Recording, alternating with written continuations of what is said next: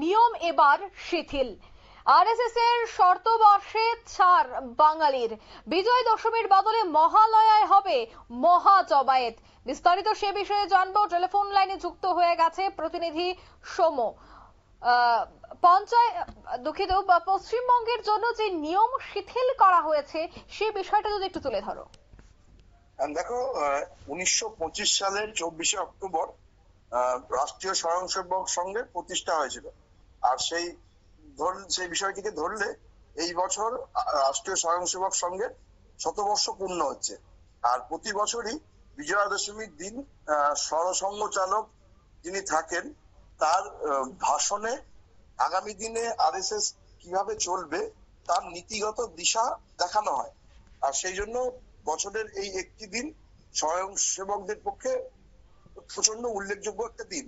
প্রতি বছরই সারা দেশ তথা বিশ্বের বিভিন্ন প্রান্তে স্বয়ংসেবকরা জমায়েত হয়ে সরসংঘ সেবকের যে প্রধান যিনি থাকেন সেই সময়কার তার বক্তব্য শোনেন। বর্তমানে সংঘ প্রধান রয়েছেন মোহন ভাগবত।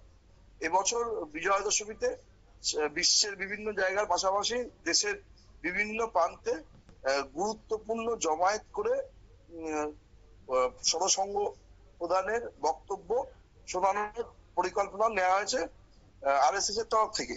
কিন্তু বিজয়া দশমীর দিন পশ্চিমবঙ্গ তথা পৃথিবীর যে কোনো প্রান্তে যে বাঙালিরা রয়েছে তাদের জন্য খুবই গুরুত্বপূর্ণ একটা দিন। পশ্চিমবঙ্গে বিজয়া দশমীর দিন সাধারণত মা দুর্গার বিজয়া বা মা দুর্গা প্রতিমা নিরঞ্জন নিয়ে ব্যস্ত থাকে পশ্চিমবঙ্গের বাসিন্দারা।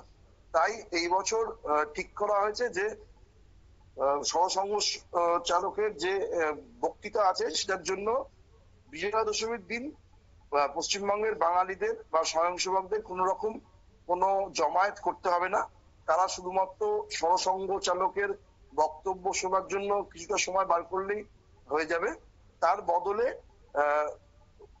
পশ্চিমবঙ্গের সঙ্গের যে ভাগ, উত্তরবঙ্গ, মধ্যবঙ্গ এবং দক্ষিণবঙ্গ, এই তিনটে বঙ্গেই সংঘের যে 52টা সর্বভারতীয় শাখা সংগঠন এবং কিছু আঞ্চলিক সংগঠন আছে, যেমন সহকার ভারতী, শিক্ষা ভারতী, এই ধরনের হিন্দু জাগরণ মঞ্চ, এদের সবাইকে একত্রিত করে মহালয়ার দিন পশ্চিমবঙ্গের বিভিন্ন জায়গায় জমায়েত করার পরিকল্পনা নেওয়া হয়েছে রাষ্ট্রীয় স্বয়ংসেবক সংঘের তরফ থেকে। মনে করা হচ্ছে যে এই দিনকে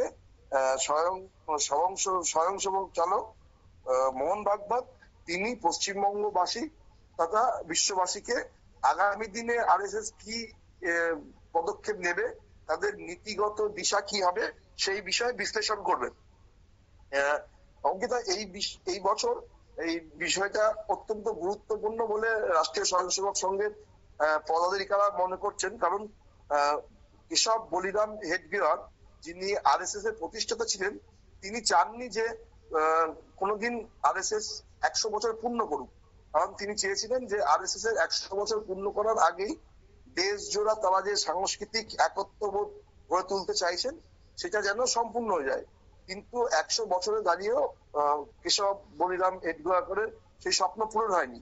তাই মনে করা হচ্ছে যে সংঘ তার চলার পথে অনেক কিছু পরিকল্পনা, অনেক কিছু বদল আনতে চলেছে এবং সেগুলো নিয়েই আগামী মহালয়ার দিন যে মহা জমায়েত করার পরিকল্পনা তারা পশ্চিমবঙ্গে বিভিন্ন জায়গায় নিয়েছে, সেখানে সরসংঘ চালক সেই বিষয়টা স্পষ্ট করবেন এবং তার পাশাপাশি বিজয়া দশমীর দিনও এই বিষয়ে তিনি বিস্তারিত ব্যাখ্যা করবেন। অঙ্কিতা, একদমই ধন্যবাদ তোমাকে।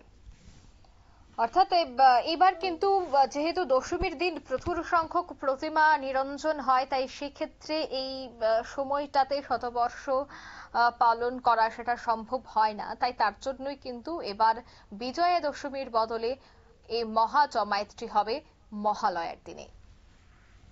নিয়ে নিচ্ছি ছোট্ট একটি বিজ্ঞাপন বিরতি, সঙ্গে থাকুন।